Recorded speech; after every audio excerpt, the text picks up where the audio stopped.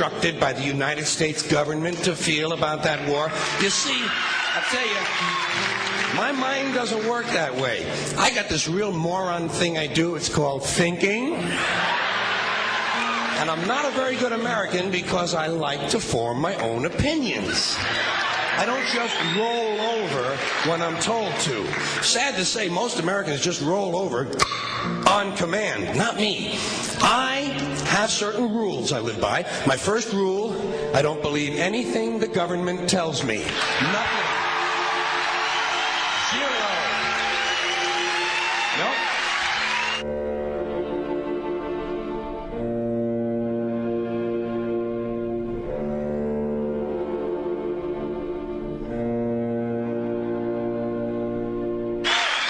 And I don't take very seriously the media or the press in this country, who in the case of the Persian Gulf War were nothing more than unpaid employees of the Department of Defense, and who most of the time function as kind of an unofficial public relations agency for the United States government.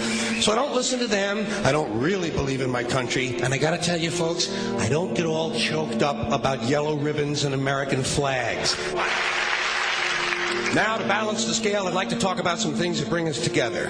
Things that point out our similarities instead of our differences. Because that's all you ever hear about in this country is our differences. That's all the media and the politicians are ever talking about, the things that separate us, things that make us different from one another.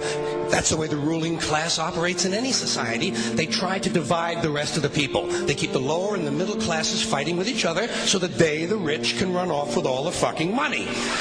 Fairly simple thing happens to work. You know, anything different, that's what they're going to talk about. Race, religion, ethnic and national background, jobs, income, education, social status, sexuality, anything you can do, keep us fighting with each other so that they can keep going to the bank. You know how I describe the economic and social classes in this country? The upper class keeps all of the money, pays none of the taxes. The middle class pays all of the taxes, does all of the work. The poor are there just to scare the shit out of the middle class. Keep them showing up at those jobs.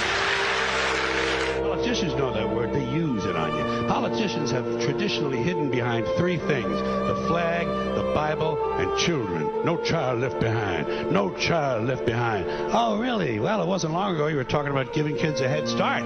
Head start, left behind? Someone's losing fucking ground here. But there's a reason. There's a reason. There's a reason for this. There's a reason education sucks, and it's the same reason that it will never, ever, ever be fixed. It's never going to get any better. Don't look for it. Be happy with what you got. Because the owners of this country don't want that.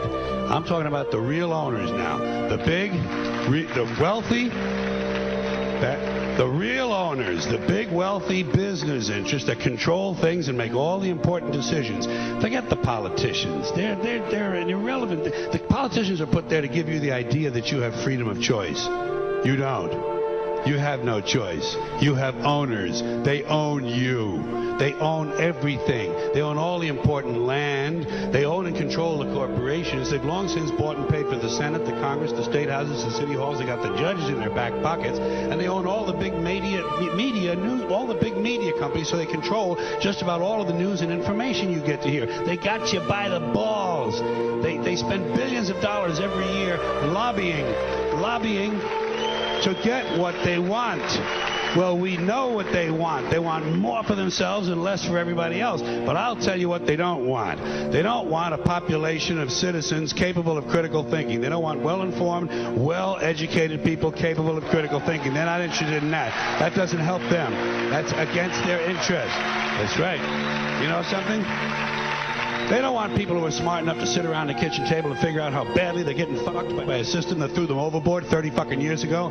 They don't want that. You know what they want? They want obedient workers. Obedient workers. People who are just smart enough to run the machines and do the paperwork, and just dumb enough to passively accept all these increasingly shittier jobs with the lower pay, the longer hours, the reduced benefits, the end of overtime, and the vanishing pension that disappears the minute you go to collect it. And now they're coming for your Social Security money. They want your fucking retirement money. They want it back so they can give it to their criminal friends on Wall Street. And you know something? They'll get it. They'll get it all from you sooner or later because they own this fucking fucking place. It's a big club, and you ain't in it. You and I are not in the big club.